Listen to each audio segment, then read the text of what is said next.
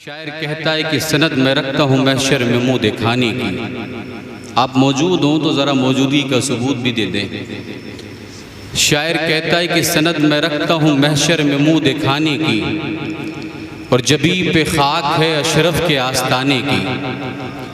جبیں پہ خاک ہے اشرف کے آستانے کی، اور مجھے حقیر نگاہوں سے دیکھنے والوں، مجھے حقیر نگاہوں سے دیکھنے والوں، میں اشرفی ہوں ضرورت نہیں خزانے کی. اور امام اہل سنت فرماتے ہیں یا رسول اللہ، آپ ارادہ ہے سننے کا انشاءاللہ. امام کہتے ہیں یا رسول اللہ، تیری نسل پاک میں ہے بچہ بچہ نور کا، تو ہے نور تیرا سب گھرانہ نور کا. یہ محفل پاک ایصال ثواب کی غرض سے اس مجلس پاک کا انعقاد کیا گیا ہے. الحمدللہ علامہ توصیف مصباحی صاحب بیان فرما رہے تھے، عقیدہ اہل سنت یہ ہے، ہمارا جو عمل ہے ہم قرآن و سنت کے مطابق زندگی گزارتے ہیں. قبلہ توجہ کے ساتھ میری بات سنیں. شاید ہی کبھی ایسے معاملات ہوتے ہیں کہ پہلی بار آپ کی بستی میں حاضر ہوں اور میں بہت تھکا ہوں، مگر آپ کی محبتیں رہیں گی تو انشاءاللہ 10-20 منٹ کچھ باتیں ہو جائیں گی. آپ محسوس کریں کہ ہمارا جو عمل ہے وہ قرآن و سنت کے مطابق ہے. یہ ایصال ثواب کے محفل، یہ میلاد کی محفل ہو، اولیاء کا عرس ہو، نبی پاک صلی اللہ علیہ وسلم کی ولادت کی مناسبت سے محافل ہوں، یہ شادی کا موقع ہو، یہ چہلم کا موقع ہو، یہ برسی کا موقع ہو، الحمدللہ ہم جو کرتے ہیں قرآن و سنت کی روشنی میں کرتے ہیں. ذرا توجہ کے ساتھ میری بات نوٹ کریں. نبی پاک صلی اللہ علیہ وسلم نے ارشاد فرمایا، حدیث پاک کا مفہوم ہے، آپ آقا کریم کی شان اتنی بابرکت ہے، نبی پاک صلی اللہ علیہ وسلم کا کردار اتنا بعمل ہے، اتنا پاکیزہ ہے. آج پوری دنیا میں اگر کسی مذہب کو سب سے زیادہ محاذ پر سب سے زیادہ جس کے خلاف پلاننگ کی جا رہی ہے، جس کے خلاف نئے نئے طریقے سے نئی نئی ٹیکنالوجی کا استعمال کر کے جس مذہب کو ٹارگٹ کیا جا رہا ہے، عزیزان ملت اسلامیہ، وہ مذہب کوئی اور نہیں، مذہب اسلام ہے. مولانا توصیف صاحب بیٹے ان سے پوچھیں، پوری دنیا میں دشمنان اسلام بلینوں ڈالر صرف اس بات پر خرچ کر رہے ہیں کہ نبی پاک صلی اللہ علیہ وسلم کی سیرت طیبہ کو پڑھا جائے، آقا کریم کی مبارک سیرت کے اسباق کا مشاہدہ کیا جائے، اور حضور کی زندگی میں کوئی ایک ایسا فرق مل جائے جس سے ہم نبی کی سیرت کو تاق کر سکیں. مگر اللہ کی عزت کی قسم، دنیا کل بھی سر پیٹ رہی تھی، آج بھی پیٹ رہی اور قیامت تک پیٹتی رہے گی، اس لیے کہ نبی کی عظمتوں کا محافظ کوئی اور نہیں، پروردگار ہے. اللہ خود قرآن میں ارشاد فرماتا ہے، اے حبیب ورفعنا لک ذکرک، اے میرے کریم ہم نے تمہارے لیے تمہارے ذکر کو بلند کر دیا ہے. سبحان اللہ. نعرہ تکبیر، نعرہ رسالت، فیضان مخدوم اشرف، فیضان اعلی حضرت، زندہ باد زندہ باد. سبحان اللہ. دنیا والے، یہ دنیا والے تمہاری عظمتوں کا چراغ اور سورج اور چاند بجھانے کی کوشش کرتے ہیں.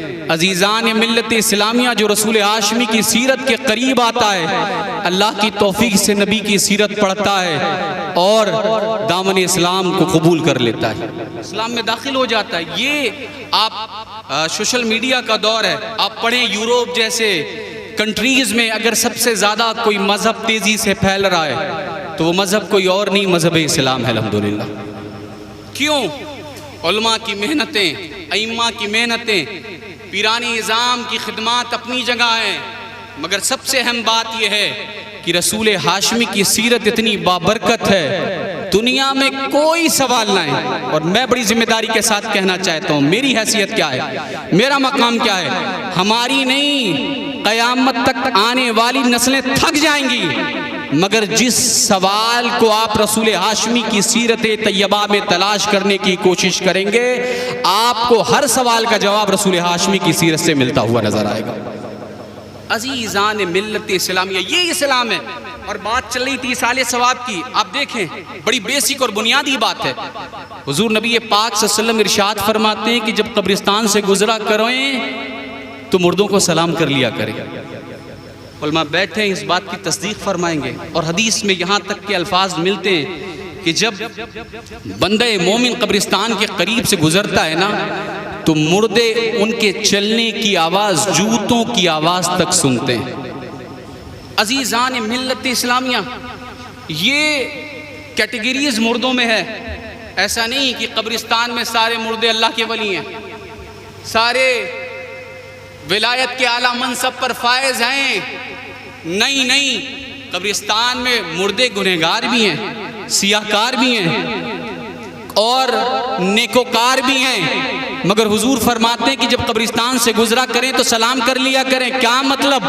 مطلب صاف ہے، حکم عام ہے، چاہے گنہگار ہو، چاہے سیاہکار ہو، چاہے بدکار ہو، جب گزرنے والا سلام کرتا ہے اور مردے کو دنیا سے رخصت ہوئے 1-2 سال نہیں، 10-20 سال نہیں، 50 سال نہیں، سینکڑوں سال گزر گئے، مگر جانے والا رسول ہاشمی کا گزرا، غلام گزرا اور اس نے قبرستان میں سلام کیا، منو مٹی کے نیچے دبا ہوا مردہ سلام سنتا بھی ہے اور سلام کا جواب بھی دیتا ہوا نظر آتا ہے۔ الحمدللہ، یہ شان ان کی ہے جو گنہگار ہیں۔ قبلہ، جب گنہگاروں کی سماعت کا عالم یہ ہے، جب سیاہکاروں کے سننے کا عالم یہ ہے، تو بغداد میں شہنشاہ بغداد کی سماعت کا عالم کیا ہوگا؟ اجمیر میں غریب نواز کی سماعت کا عالم کیا ہوگا؟ کچوچا مقدسہ میں مخدوم پاک کی سماعت کا عالم کیا ہوگا؟ یہ وہ لوگ ہیں، اسی لیے تو امام کہتے ہیں جب ان کے گدا بھر دیتے ہیں شاہانہ زمانہ کی جھولی، محتاج کا جب یہ عالم ہے، مختار کا عالم کیا ہوگا؟ جب غلاموں کی یہ شان ہے تو نبیوں کے امام محمد رسول اللہ کی سماعت کا عالم کیا ہوگا؟ عزیزان ملت، آپ دیکھیں آج بڑے افسوس کے ساتھ یہ کہنا پڑتا ہے کہ ہمارے ہاں خطاب بہت ہو رہے ہیں، جلسے آئے دن ہوتے ہیں، مگر عوام میں تبدیلی نہیں پیدا ہو رہی، عوام میں بدلاؤ نہیں ہو رہا۔ ہم آئے دن سمجھاتے ہیں پب جی نہ کھیلیں، یہ نہ کریں، وہ نہ کریں، اور جلسے پہلے جب ہمارے اکابرین تھے تو سال میں 1-2 جلسے ہوتے تھے، آج سال میں 10 جلسے ہو جا رہے ہیں، مگر تبدیلی ندارد، بدلاؤ نہیں دکھتا، تبدیلی نہیں دکھتی۔ آخر وجہ کیا ہے؟ بڑی معذرت کے ساتھ میں کہنا چاہتا ہوں عزیزان ملت اسلامیہ، عوام کے ساتھ ساتھ خواص کو بھی اپنی زندگیوں میں تبدیلی پیدا کرنی پڑے گی۔ اسی لیے نبی پاک صلی اللہ علیہ وسلم نے ارشاد فرمایا، حدیث پاک کا مفہوم ہے، میں اپنے الفاظ میں بیان کر رہا ہوں، کہ سب سے پہلے جو علم اٹھایا جائے گا، آپ ذرا محسوس کریں، علم اٹھایا جائے گا، یہ کیسی بات ہے؟ نہیں، علم نہیں اٹھتا، علماء دنیا سے رخصت ہو جاتے ہیں، عالم ربانی دنیا سے رخصت ہو جاتے ہیں۔ آقا کریم ارشاد فرماتے ہیں، حدیث پاک کا مفہوم ہے کہ سب سے پہلے جو علم اٹھے گا وہ کون سا علم ہے؟ بندہ عالم تو بن رہا ہے، بندہ حافظ تو بن رہا ہے، بندہ مفتی تو بن رہا ہے، مگر پھر کمی کس بات کی ہے؟ کمی یہ ہے کہ خشوع، خضوع، عجز، انکساری، تقوی و طہارت اللہ ماشاءاللہ بہت کم علماء میں نظر آتا ہے۔ جسے دیکھیے سینہ سفر کر کے صافہ نہیں، ایسا لگتا ہے کہ ہم صافے کی عظمت اپنی جگہ ہے، دستار کی عظمت اپنی جگہ ہے، مگر قبلہ ہم میدان خطاب میں بھی جاتے ہیں تو ایسا لگتا ہے کہ اپنوں کے سامنے جہاد میں جا رہے ہیں۔ ہمیں اپنے اندر تبدیلی پیدا کرنی ہوگی، ہمیں اپنے اندر بدلاؤ پیدا کرنا ہوگا، عوام کے ساتھ ساتھ خواص کو بھی اس پر نظر رکھنی پڑے گی۔ عزیزان محترم، کیا بات ہے، کسی ملک ہندوستان میں سلطان الہند اسائے رسول خواجہ خواجگاں فقر ہندوستان معین بے کساں جب آئے تو اسی ملک ہندوستان کی تاریخ لکھنے والے لکھتے ہیں کہ غریب نواز کے ہاتھوں پر 10-20-50 ہزار لوگ نہیں، 90 لاکھ سے زیادہ لوگ مشرف اسلام ہوتے ہوئے نظر آئے۔ کیا وجہ ہے؟ ہم پوری زندگی صاحب مدرسے میں خدمت انجام دے رہے ہیں، بچوں کو تعلیم دے رہے ہیں، سب کچھ کر رہے ہیں، اللہ ماشاءاللہ 10 لوگوں کو بھی ہم اسلام میں داخل نہیں کر پاتے نکالنے کے علاوہ۔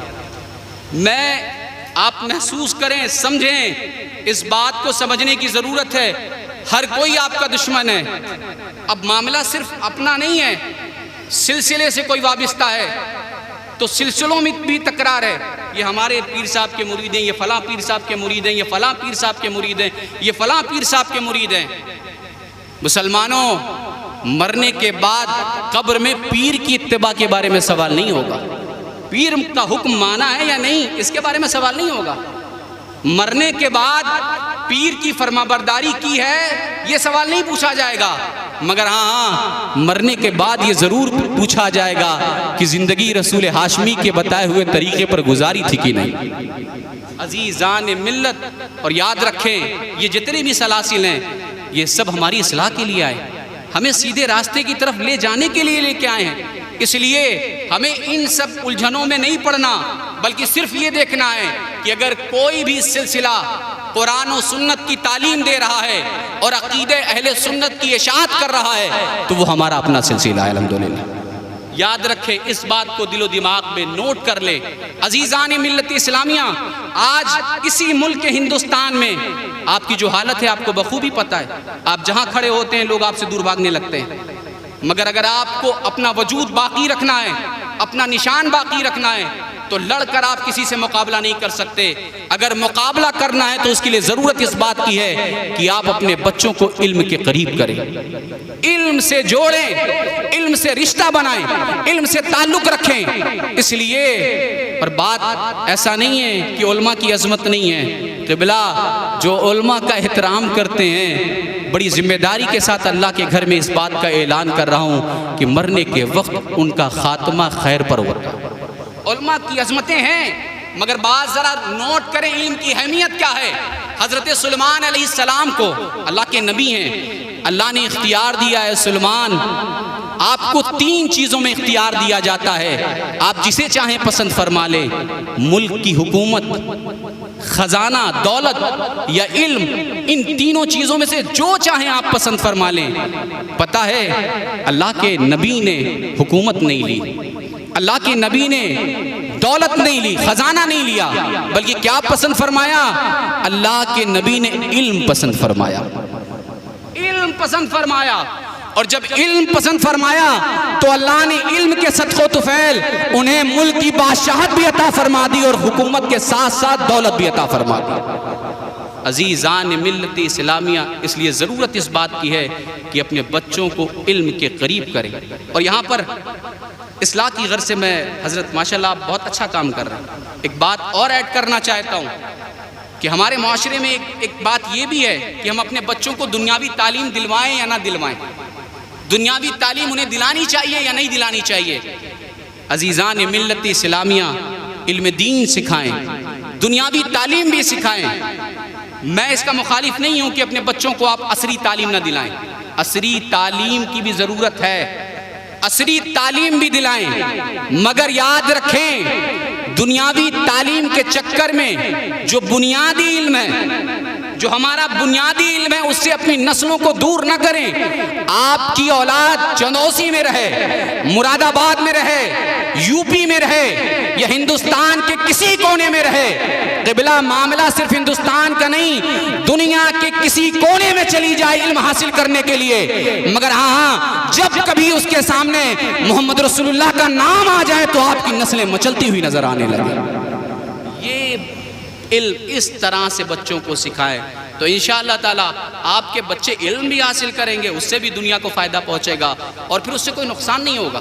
عزیزان ملت اسلامیہ، علم ہم نے مدرسے میں عالم ہم بنے اور ہمارا مقصد یہ ہو کہ ہم دنیا کمائیں گے، ہمارا مقصد یہ ہو کہ ہم اپنی دھاک جمائیں گے، ہمارا مقصد یہ ہو کہ ہم اس علم کے ذریعے خطاب کر کے اپنے جملے بیچیں گے، تو یاد رکھیں اللہ کے گھر میں اس بات کا میں اعلان کر رہا ہوں کہ ہمارا علم پھر ہمارے لیے نفع بخش نہیں ہو سکتا، فائدے مند نہیں ہو سکتا، سود مند نہیں ہو سکتا، بلکہ یہ علم ہمارے لیے کبھی فائدہ ہمیں نہیں پہنچا سکتا، مرنے کے بعد ہمارا بھی حساب ہوگا۔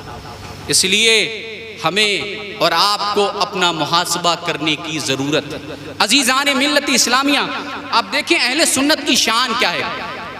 ویسے میں واقعات سنانے کا عادی نہیں ہوں، مگر بات ضمناً آ گئی تو عرض کر دیتا ہوں۔ حضرت حسن بصری اور اس واقعے کو شیخ عبدالحق محدث دہلوی نے، حضرت امام غزالی نے اور بہت سارے لوگوں نے اپنی کتابوں میں نقل فرمایا ہے کہ خاتون حضرت حسن بصری کی بارگاہ میں آئیں، عرض کیا حضور میری بیٹی فوت ہو گئی، میری بچی کا انتقال ہو گیا ہے، اور ماں باپ کا جو رشتہ ہے وہ اتنا پاکیزہ رشتہ ہے کہ دنیا میں جتنے رشتے ہیں ان رشتوں میں جو رشتہ سب سے ٹاپ پر ہے وہ والدین کا رشتہ ہے۔ اور یاد رکھیں اس رشتے کے تعلق سے بھی آقا کریم نے ہر محاذ پر ہماری رہنمائی فرمائی. اور اسلام تو یہاں تک کہتا ہے قبلہ کہ اگر ماں باپ کافر بھی ہوں تو ان کے ساتھ حسن سلوک کیا جائے, ان کا خیال رکھا جائے, ان سے پیار کیا جائے, ان سے محبت کی جائے. کافر بھی والدین ہیں تو ان سے محبت کی جائے, ان کا خیال کیا جائے, ان کا لحاظ رکھا جائے. کب تک ان کا احترام, ان کا خیال کب تک کیا جائے گا؟ جب تک کہ کافر والدین کا کوئی حکم اسلام یا رسول ہاشمی کی شریعت کے خلاف نہیں ہوگا. ان سے محبت بھی کی جائے گی, ان کا ادب بھی کیا جائے گا. عزیزان ملت اسلامیہ, یہ اسلام ہے, یہ اسلام کی تعلیمات ہیں. اور یاد رکھیں اسی محاذ پر آقا کریم نبی پاک صلی اللہ علیہ وسلم کی والدہ رضائی ماں جنہوں نے صرف انہیں دودھ پلایا ہے. تاریخ اٹھا کر دیکھیں سیرت طیبہ میں بارہا یہ مواقع آئے ہیں کہ جب کبھی حضور نبی پاک صلی اللہ علیہ وسلم کی رضائی ماں تشریف لائیں تو نبی پاک صلی اللہ علیہ وسلم انہیں دیکھ کر کھڑے بھی ہو گئے اور اپنی چادر پاک بھی ان کے لیے بچھا دی. یہ اسلام ہے. یہ ماں باپ کے ساتھ اس قدر محبت کرنے کا نام اسلام ہے. اسی لیے نبی پاک صلی اللہ علیہ وسلم نے ارشاد فرمایا, حضور ارشاد فرماتے, اور قبلہ آج تک نہیں قیامت تک کوئی شخص کامیاب نہیں ہو سکتا اگر اس کے ماں باپ اس سے ناراض ہیں, اگر اس نے ماں باپ کو تکلیف دی ہے, اگر اس نے ماں باپ کو ستایا ہے. یہ جتنے اولیاء ہیں, غوث اعظم ہو, غریب نواز ہو, وارث پاک ہو, مدار پاک ہو, مخدوم پاک ہو, محبوب الہی ہو, داتا گنج بخش حجویری ہو, یہ جتنے اولیاء کرام ہیں ان کی تاریخ اٹھا کر دیکھیں, سب کے سب ماں باپ کی خدمت کرنے والے. بیٹا یوں ہی حسین نہیں بنتا, ماں جب فاطمہ جیسی ہوتی ہے تو اولاد حسین اعظم جیسی پیدا ہوتی ہوئی نظر آتی ہے. عزیزان ملت اسلامیہ, ماں باپ کے ساتھ محبت کرے, ماں باپ کا خیال رکھے. اور یہ وہ رشتہ ہے عزیزان محترم, اللہ پاک نے قرآن مجید میں بے شمار مواقع پر والدین کے حکم کے بارے میں, اللہ نے والدین کی عظمت کے بارے میں ارشاد فرمایا. عزیزان محترم, اور یہی نہیں بلکہ آپ محسوس کریں کیا شان ہے. ماں کی بات آئی تو حضور ارشاد فرماتے الجنت تحت اقدام امہاتکم.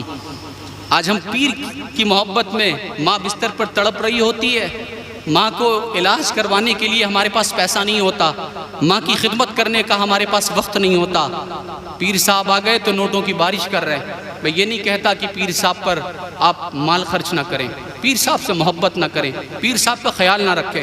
بالکل پیر کا بھی جو حق ہے وہ ادا کریں, مگر یاد رکھیں اگر ماں تڑپ رہی ہوگی بستر پر, ماں بیماری کے عالم میں پریشان ہوگی, آپ اس کا خیال نہیں رکھ رہے, اس کا علاج نہیں کروا رہے, پیر صاحب زندگی بھر دعا دیتے رہیں گے, نہ آپ دنیا میں کامیاب ہوں گے نہ مرنے کے بعد آپ کامیاب ہوں گے. اس لیے کہ جس سے اس کے ماں باپ راضی نہیں ہوتے اس سے حضور راضی نہیں ہوتا, اللہ راضی نہیں ہوتا. عزیزان ملت اسلامیہ, اس لیے ماں باپ کا خیال رکھیں. بات میں عرض کر رہا تھا حضرت امام حسن بصری کی. فرمایا کہ حضرت حسن بصری کے پاس ایک خاتون آئیں اور عرض کی حضور میری بیٹی فوت ہو گئی ہے اور میں چاہتی ہوں کہ اسے دیکھوں, اس لیے کہ ماں کی جو محبت ہے نا بڑی باکمال ہے. ماں دولت کے لیے اولاد سے محبت نہیں کرتی, ماں پیسے کے لیے بچوں سے محبت نہیں کرتی.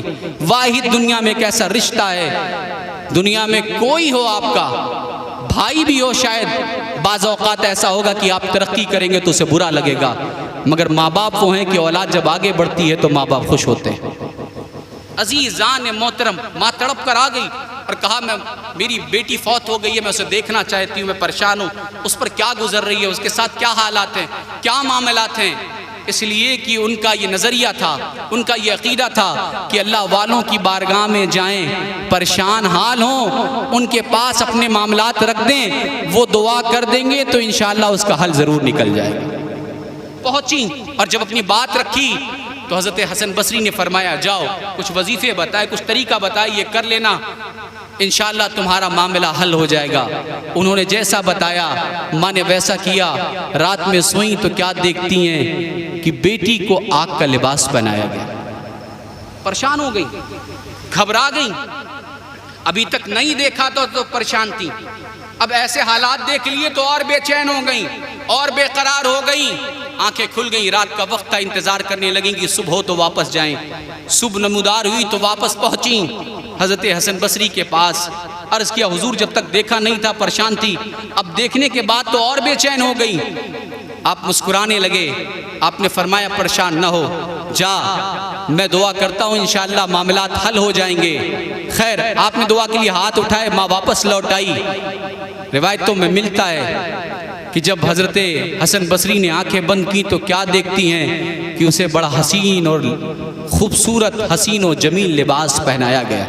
اس بیٹی کو جسے ماں نے آگ کا لباس پہ دیکھا تھا, حضرت حسن بصری دیکھتے ہیں کہ بڑا خوبصورت لباس پہنایا گیا ہے. آپ نے فرمایا کیا معاملہ ہے؟ تیری ماں تو اس طرح کے معاملات بتا رہی تھی, تمہاری والدہ, اور میں دیکھ رہا ہوں کہ تم اچھے لباس پہنے ہوئے ہو, عمدہ لباس پہنے ہوئے ہو. تو اس لڑکی نے کہا میری ماں نے جو بتایا وہ بالکل صحیح تھا, مگر ہاں کل کوئی اللہ کا نیک بندہ اس قبرستان سے گزرا, اس نے نبی پاک صلی اللہ علیہ وسلم پر درود پڑھ دیا, اللہ نے اس درود کی برکت سے اہل قبرستان سے عذاب کو اٹھا لیا. عزیزان ملت اسلامیہ, نبی پاک صلی اللہ علیہ وسلم پر اگر محبتوں کے ساتھ درود پڑھ دیا جائے تو دنیا نہیں قبر کی بھی دشواریاں دور ہو جاتی ہیں. اگر ہم صرف درود کی برکت سے دشواریاں دور کر لیتے ہیں تو حضور کی سیرت اپنا لیں گے تو پھر ہماری زندگیوں میں تبدیلی کیوں نہیں پیدا ہوگی. عزیزان محترم, امام اہل سنت کی ایک آخری بات کہہ کے میں اپنے خطاب کو مکمل کرتا ہوں. حضرت بڑی معذرت کے ساتھ یہ جو نخوت علم ہے, جو علم حاصل کرنے کے بعد ہمارے اندر پیدا ہو جاتا ہے, ہم بہت بڑے عالم ہیں, بہت بڑے فاضل ہیں, ہم یہ ہیں, ہم مفتی ہیں, ہم فلاں ہیں, ہم ڈھماں ہیں. یاد رکھے اسی موقع پر مجھے ایک بات یاد آتی ہے. حضرت شیخ اکبر حضرت محی الدین ابن عربی صحن حرم میں جلوہ افروز ہیں, صحن حرم میں جلوہ افروز ہے, اور آپ فتوحات مکیہ لکھ رہے ہیں. عالم یہ ہے کہ نہ آپ کو کھانے کا ہوش ہے نہ پینے کا ہوش ہے, نہ کسی کو دیکھتے ہیں, نہ کسی سے بات کرتے ہیں, نہ کسی سے ملاقات کرتے ہیں. کئی روز سے کچھ لکھ رہے ہیں تو بس لکھنے میں مصروف ہیں. اچانک اسی عشرے میں صحن حرم میں ایک ذات داخل ہوئی جسے دنیا امام فخر الدین رازی کہتی ہے. جب آپ تشریف لائے نا تو لوگ آپ کو دیکھ کر راستہ بنانے لگے. کوئی آپ کا ہاتھ چوم رہا ہے, کوئی سامنے سے لوگوں کو ہٹا رہا ہے, سارا مجمع آپ کے پیچھے چلنے لگا. جیسے ہم اور آپ آتے ہیں تو لوگ محبتوں سے پیش آتے ہیں. اب جب سب مل چکے تو آپ نے دیکھا سب تو ملاقات کے لیے آ گئے, مگر ایک شخص ہے جو حرم شریف کے کونے میں بیٹھا ہوا وہ ملنے نہیں آیا. تو آپ نے مسکرا کر ایک جملہ کہا, علماء کی عظمت بیان کرتے ہوئے, علماء کی شان بیان کرتے ہوئے فرمایا جو علماء کی تعظیم نہیں کرتے وہ انعام ہوتے. انعام کا مطلب جانور. جیسے ہی یہ جملہ کہا امام فخر الدین رازی نے, یہ جملہ وقت کی عظیم ذات, تصوف کے امام ہیں اور غوث پاک کی مانوی اولاد میں سے ہیں شیخ اکبر حضرت محی الدین ابن عربی. آپ نے یہ جملہ سنا, آپ کے چہرے کی حالت بدل گئی, کیفیت بدل گئی, آپ کی پوزیشن بدل گئی. آپ نے یہ جملہ سنا مگر آپ نے اپنا قلم نہیں روکا, آپ لکھتے رہے, لکھتے رہے. اور امام فخر الدین رازی آگے بڑھے, فرمایا کل اسی صحن حرم میں ممبر لگایا جائے گا, ہم علماء کی عظمت پر خطاب کریں گے, ہم اپنی بات رکھیں گے. خیر معاملہ ہوا, دوسرا دن آیا, ممبر لگایا گیا, امام فخر الدین رازی ممبر پر بیٹھے. اسی لیے میں کہتا ہوں مدرسے میں علم حاصل کرنے کے بعد اپنے بچوں کو خانقاہوں کے قریب ضرور کریں, بزرگوں کے قریب ضرور کریں.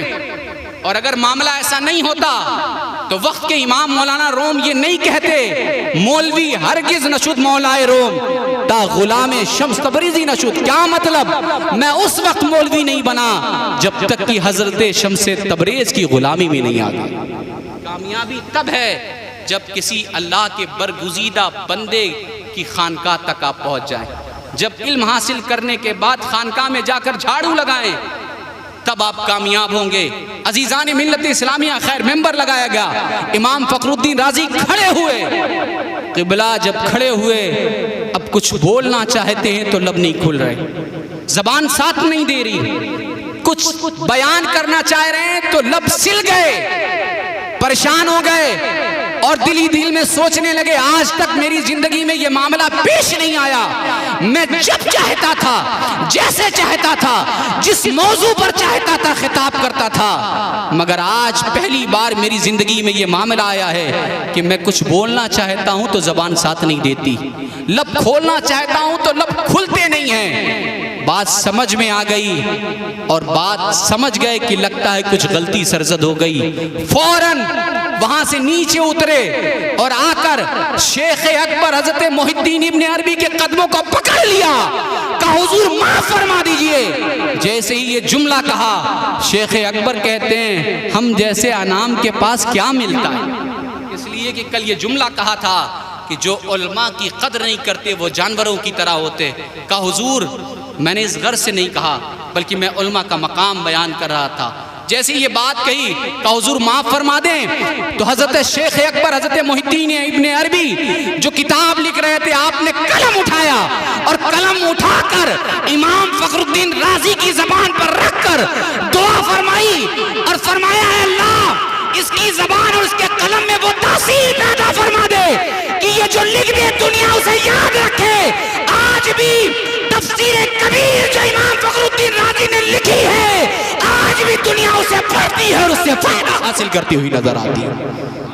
عزیزان ملت اسلامیہ، کیا مطلب یہ ہے کہ اولیاء کے قدموں پر آنا پڑے گا، اللہ والوں کی صحبت اختیار کرنی پڑے گی، تب ہم اور آپ کامیاب ہوں گے۔